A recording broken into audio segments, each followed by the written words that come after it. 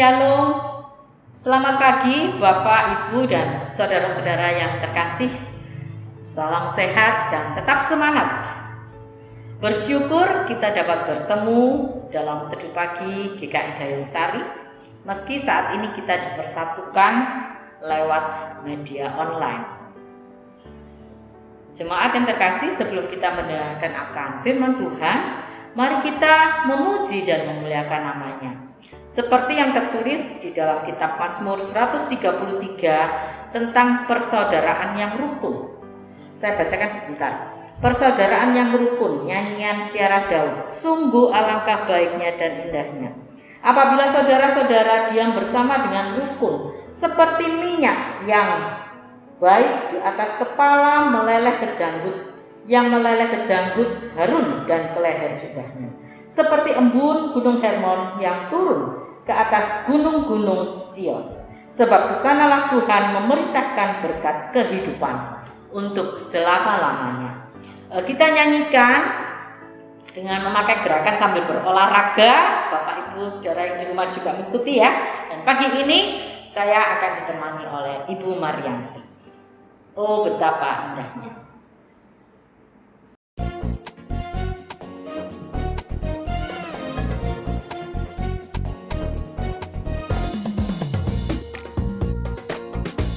Betapa indahnya dan betapa eloknya bila saudara seiman hidup dalam persatuan. Oh, betapa indahnya dan betapa eloknya bila saudara seiman hidup dalam persatuan. Urapan di kepala Harun dan berjanggut dan jubahnya turun seperti embun yang dari Hermon mengalir ke bukit Sion. Kesana telah diperintahkan Tuhan agar berkat-berkat dicurahkan, kehidupan untuk selamanya. Oh, betapa indahnya.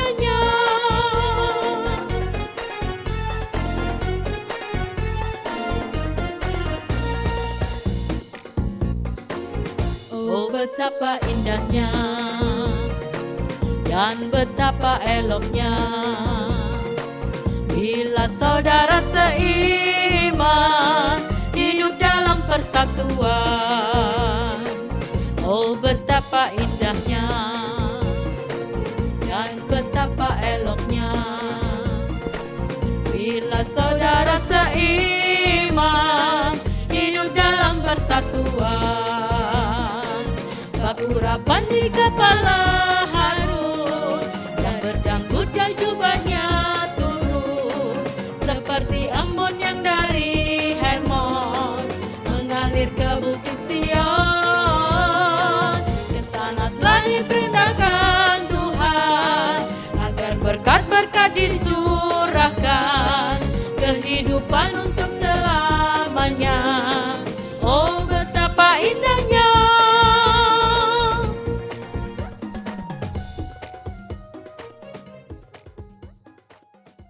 Bapak, Ibu, dan saudara-saudara terkasih, sebelum kita mendengarkan akan firman Tuhan, mari kita datang di hadapan Tuhan, kita memohon pimpinan Tuhan supaya kita boleh mengerti akan kehendak Tuhan bagi kita. Mari kita berdoa. Bapak Surgawi, kami sungguh bersyukur untuk segala berkat dan kemurahan-Mu ya Bapa dalam kehidupan kami, sehingga pagi ini kami boleh bertemu dengan saudara seiman kami dimanapun ya Tuhan, meskipun secara online. Tuhan, kami mohon kiranya Engkau juga mengampuni segala dosa dan salah kami, sehingga kami layak untuk menghadap Engkau, memuliakan nama-Mu. Kiranya Engkau yang menolong kami, sehingga kami boleh mengerti akan firman yang disampaikan, sehingga boleh senantiasa membuat kami semakin bertumbuh di dalam iman kami ya Tuhan. Pimpin hamba-Mu yang menyampaikan firman-Mu, sehingga kami boleh menyampaikan dengan baik seturut dengan kehendak-Mu saja. Pimpin kami ya Tuhan, Dengan kuasa Roh Kudus-Mu sehingga kami boleh mengerti dan melakukan apa kehendak. Dalam nama Tuhan Yesus kami sudah berdoa dan bersyukur. Amin. Jemaat yang terkasih, pada hari ini tema tentu pagi adalah iman yang besar, di mana bacaan saya ambil dari Matius 15 ayat 21 sampai 28. Saya bacakan ya. Perempuan Kanaan yang percaya. Lalu Yesus pergi dari situ dan menyingkir ke daerah Tirus dan Sidon. Maka datanglah seorang perempuan Kanaan dari daerah itu dan berseru, "Kasihanilah aku, ya Tuhan, anak Daud, karena anakku perempuan kerasukan setan dan sangat menderita." Tetapi Yesus sama sekali tidak menjawabnya. Lalu murid-muridnya datang dan meminta kepadanya, "Suruhlah ia pergi. Ia mengikuti kita dengan berteriak-teriak." Jawab Yesus, "Aku diutus hanya kepada domba-domba yang hilang dari umat Israel." Tetapi perempuan itu mendekat dan menyembah Dia sambil berkata, "Tuhan, tolonglah aku." Tetapi Yesus menjawab, "Tidak patut mengambil roti yang disediakan bagi anak-anak dan melemparkannya kepada anjing." Kata perempuan itu, "Benar Tuhan, namun anjing itu makan remah-remah yang jatuh dari meja tuannya." Maka Yesus menjawab dan berkata kepadanya, "Hai ibu, besar imanmu, maka jadilah kepadamu seperti yang kau kehendaki." Dan seketika itu juga anaknya sembuh. Renungan yang bertemakan iman yang besar ini juga pernah saya sharekan di renungan waktu jemaat pada tanggal 5 September yang lalu. Jemaat yang terkasih, ada satu film yang berjudul Sabrina yang dirilis ulang di tahun 1995 yang diperankan oleh Harrison Ford dan Julia Osmond sebagai Sabrina. Singkat cerita, Harrison Ford orang yang super kaya dan agak arogan, jatuh cinta kepada wanita yang bekerja sebagai pembantu di rumahnya yang bernama Sabrina. Lalu karena satu dan lain hal, wanita ini kabur ke Paris, pergi daripadanya. Harrison Ford mengejar ke Paris, menemui ayah wanita ini untuk dapat bertemu kembali dengan Sabrina. Tetapi sang ayah mengatakan, "Kamu tidak layak menerima dia." Lalu respon dari Harrison Ford adalah, "Ya, saya tahu, saya tidak layak, tapi saya membutuhkan dia." Maka sang ayah pun memberikan alamat anaknya dan mereka bertemu kembali. Bukannya marah, tetapi Harrison Ford ini menyadari ketidaklayakannya untuk mendapatkan cinta dan Sabrina. Kita kembali pada bacaan firman Tuhan yang telah kita baca bersama. Di dalam bacaan Matius 15 ayat 21-28 dan juga diceritakan di dalam kitab Markus 7 ayat 24 sampai 30. Diceritakan di situ Tuhan Yesus melakukan perjalanan jauh ke daerah Tirus, Sidon, di dekat perbatasan kota dan bukan wilayah bangsa Israel. Adalah seorang perempuan Yunani, katakan di Matius itu perempuan Kanaan, bangsa Siro-Fenisia, yang mendengar berita tentang kedatangan Tuhan Yesus di kota itu dan segera menjumpainya. Perempuan itu memohon kepada Tuhan Yesus untuk menyembuhkan anaknya yang sedang kerasukan roh jahat dan sangat menderita. Disebutkan bahwa perempuan ini terus-menerus memohon kepada Tuhan Yesus untuk menyembuhkan anaknya, sehingga menyebabkan murid-murid Tuhan Yesus merasa terganggu, gemerisen dan berkata kepada Tuhan Yesus, "Suruhlah perempuan itu pergi." Tetapi perempuan ini mempunyai keteguhan hati, mempunyai motivasi yang kuat, sehingga dia terus-menerus memohon kepada Tuhan Yesus untuk menyembuhkan anaknya.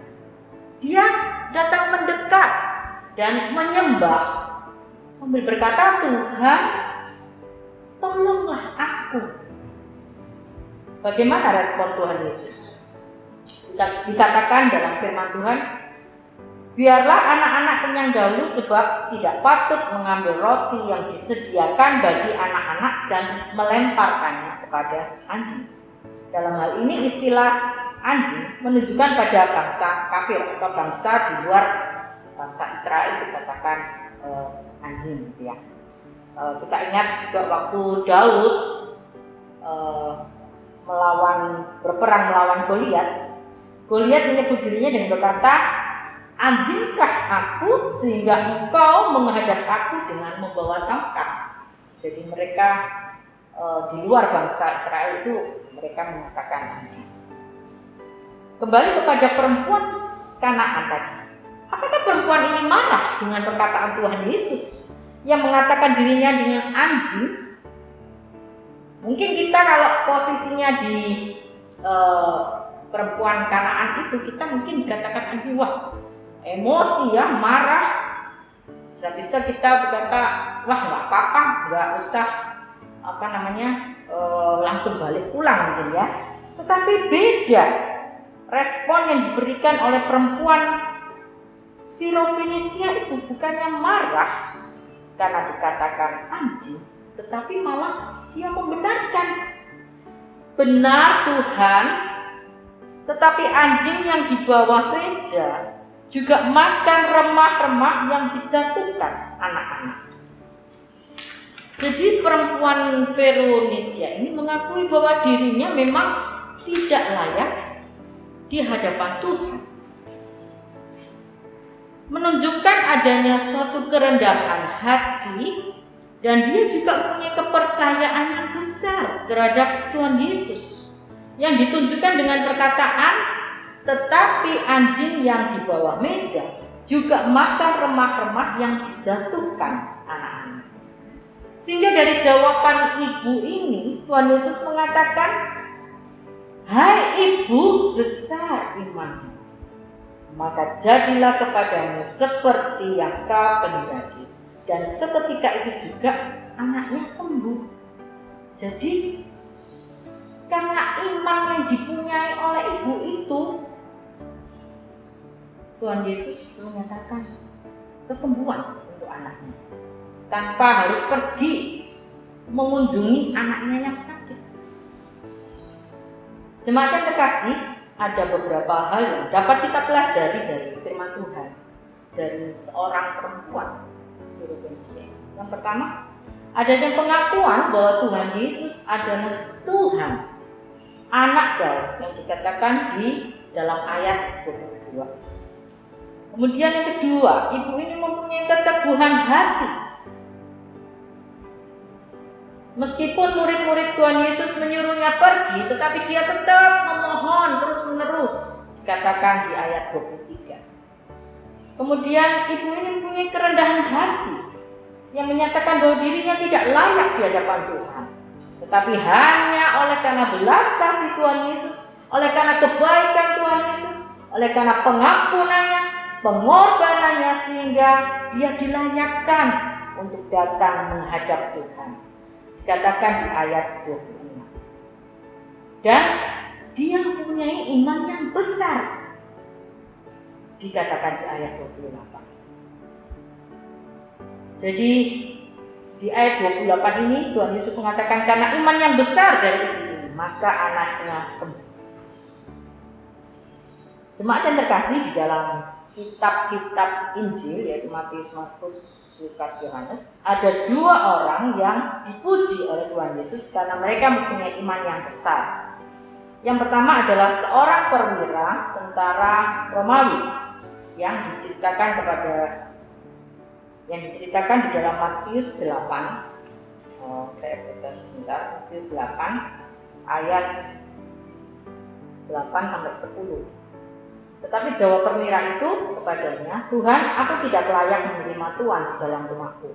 Katakan saja sepatah kata, maka hambaku itu akan sembuh. Sebab aku sendiri seorang bawahan, dan di bawahku ada pula prajurit. Jika aku berkata kepada salah seorang prajurit itu pergi, maka ia pergi. dan kepada seorang lagi, datang, maka ia datang. Ataupun kepada hambaku, kerjakanlah ini, maka ia mengerjakannya. Setelah Yesus mendengar hal itu, heranlah ia dan berkata kepada mereka yang mengikutinya, aku berkata kepadamu, sesungguhnya iman sebesar ini tidak pernah aku jumpai pada seorang pun di antara umat Israel. Itu adalah tentara Romawi ya. Kemudian yang kedua juga ada perempuan Sirofenisia ini yang ngotot untuk memohon kesembuhan untuk anaknya. Bagaimana bisa baik tentara Romawi itu dan perempuan Sirofenisia, seorang perempuan asing, perempuan Kanaan yang bukan bangsa Israel, mempunyai iman yang sebesar itu? Karena mereka mempunyai kerendahan hati yang tulus dan ketekunan di dalam menyampaikan permohonan kesembuhan kepada Tuhan Yesus. Bapak Ibu Saudara, bagaimana dengan kita? Bagaimana dengan iman kita? Apakah setiap kita juga rindu untuk mempunyai iman yang besar seperti iman perempuan Kanaan itu? Jemaat yang terkasih, dalam kehidupan kita masing-masing, kita banyak mengalami pergumulan. Persoalan-persoalan yang terjadi itu merupakan kesempatan bagi kita untuk mengalami pertumbuhan. Jadi melalui persoalan-persoalan itu, tetaplah setia, tetaplah datang kepada Tuhan Yesus dan memohon kekuatan daripada Tuhan Yesus. Terus berserah dan bersandar kepadanya. Maka iman kita akan semakin lama, semakin bertumbuh dan semakin kuat.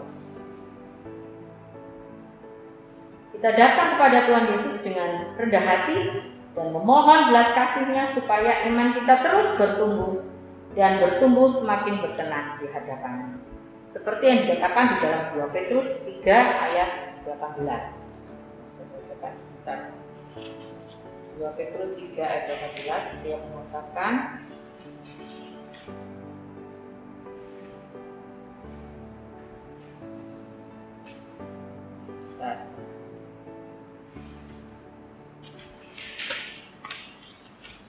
Bapak Ibu bisa nanti membaca ya di situ bahwa kita terus bertumbuh di dalam kasih karunia-Nya, memohon kasih karunia Tuhan, maka kita akan mengalami pertumbuhan.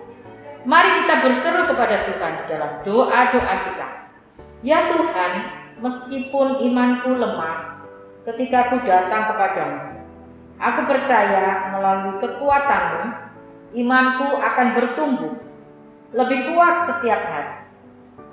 Aku memberikan iman kecilku kepadamu, buatlah itu bertumbuh terus menjadi kuat dan besar.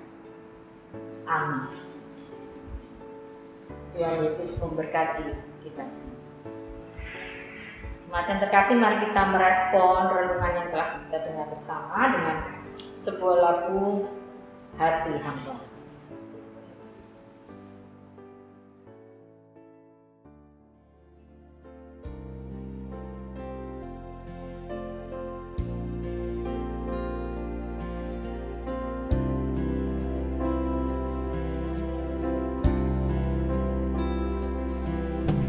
Ku tak dapat lupakan kebaikan yang ku terima, pengorbananmu yang mulia jadikan ku berharga. Kau tulus menerima aku apa adanya, kekuatan kasih-Mu nyata memulihkan hidupku. Kau bukan Tuhan yang melihat rupa, Kau bukan Tuhan yang memandang harta,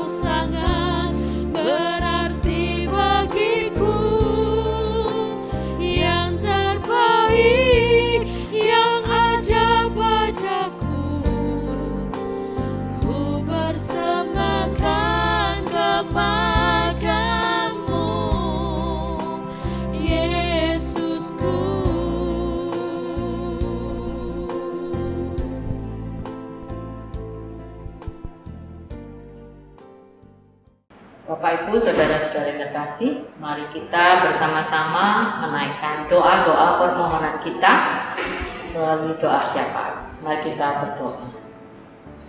Bapak Saudari, kami bersyukur pada pagi hari ini kami boleh mendengarkan akan firman-Mu.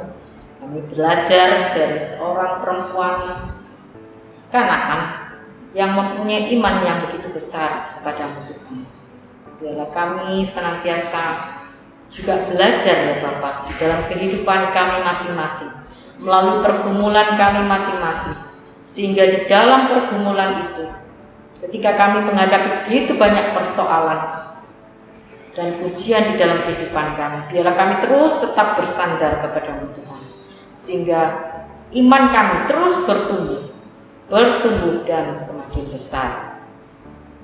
Tuhan, kami saat ini juga menyerahkan akan kehidupan kami di masa pandemi ini. Biarlah kami terus juga rindu untuk tekun membaca firman-Mu ya Bapak, sehingga membuat kami juga semakin bertumbuh di dalam pengenalan kami kepada-Mu.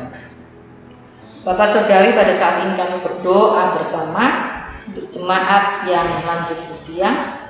Biarlah mereka terus mempunyai pengharapan, bersyukur, dan senantiasa berserah kepada-Mu Tuhan. Kami berdoa untuk jemaat yang sakit dan menjalani perawatan di rumah maupun di rumah sakit. Kiranya Tuhan yang menolong dan memberikan pemulihan. Kami berdoa untuk Pendeta Pak Boy. Tuhan berkati di dalam segala pergumulan yang dihadapi. Kiranya Engkau yang senantiasa menuntun, memberikan hikmat, sehingga hanya pertolongan dari Tuhan yang memimpin dia. Kami juga berdoa untuk Pendeta Konsulen, Pendeta Andreas Catur. Kiranya Engkau juga menyertai di dalam segala pelayanan dan kehidupan beliau. Kami juga berdoa untuk komisi-komisi, para aktivis, jemaat, dan simpatisan di dalam pelayanan di GKI Kayensari. Biarlah kami semua dapat melayani dan terus bertumbuh dengan penuh syukur dan sukacita. Bapak, kami juga berdoa untuk seluruh program kegiatan dan ibadah di tahun 2021 di GKI Kayensari yang masih dilakukan secara online. Dan berkati segala perlengkapan yang dipakai sehingga boleh tetap membuat kami untuk dapat beribadah dengan penuh khidmat ya Tuhan, dan rindu untuk terus berjumpa, mengalami perjumpaan secara pribadi dengan Engkau, meskipun kami harus beribadah di rumah kami masing-masing. Kami berdoa juga untuk daerah dan korban yang terkena dampak bencana alam di berbagai daerah di Indonesia. Biarlah melalui orang-orang yang telah Kau utus ya Tuhan, dapat menolong dan memberikan kebutuhan-kebutuhan yang diperlukan ya Bapa. Tuhan, kiranya Engkau juga menolong para korban supaya mereka terus tetap dikuatkan di dalam melewati segala macam masalah ataupun ujian dalam bencana alam ini. Kami berdoa juga untuk pemerintah di dalam menangani pandemi virus corona. Kiranya Tuhan juga memberikan hikmat sehingga pemerintah dapat mengambil keputusan yang tepat ya Tuhan, sehingga kondisi COVID ini juga boleh semakin menurun, dan kami bersyukur untuk pencapaian yang telah dicapai selama ini boleh semakin baik, dan biar kami sebagai masyarakat juga ikut mendukung ya Tuhan untuk program pemerintah ini ya Bapak. Kami berdoa untuk masyarakat di sekitar gereja Kayensari, biarlah kami sebagai alat-Mu ya Tuhan, kami juga membawa arti, berdampak, membawa manfaat bagi sekitar kami, masyarakat sekitar Kayensari ya Tuhan. Kami saat ini juga berdoa untuk saudara-saudara kami yang lanjut usia, yang sakit dan dalam masa pemulihan ya Bapak. Kami berdoa untuk Ibu Yeni Wibowo, Ibu Pariah Sutiwo, Bapak Irwan Wijaya, Saudara Andre, Ibu Nani S. Johansen. Kami berdoa untuk Ibu Pendeta Emeritus Sinsriono. Kami berdoa untuk Ibu Pendeta Emeritus Deborah Sri Lestari. Kami berdoa untuk Bapak Dominus Rohi. Kami berdoa untuk Bapak Ibu Endi Debaring, Ibu Sena, Bapak Darwinto, Ibu Liranti Ponto, Ibu Yusi Umiati, Bapak Ibu Wagini. Dan kami berdoa untuk Bapak Ibu atau saudara yang mungkin masih tidak kami sebutkan saat ini. Tuhan, Engkau juga yang menolong dan menyertai mereka masing-masing dalam setiap proses pengobatan ya Tuhan, sehingga mereka boleh mengalami pemulihan dan kesembuhan ya Tuhan. Terima kasih Bapak untuk segala kasih dan kemurahan-Mu. Kami panjatkan doa kami ini, kami menyerahkan akan kehidupan kami sepanjang hari ini hanya di dalam pemeliharaan kasih Tuhan. Biarlah kami terus bertumbuh di dalam iman kami, dan biarlah kami dimanapun kami berada, kami boleh menyatakan terang dan memuliakan Nama.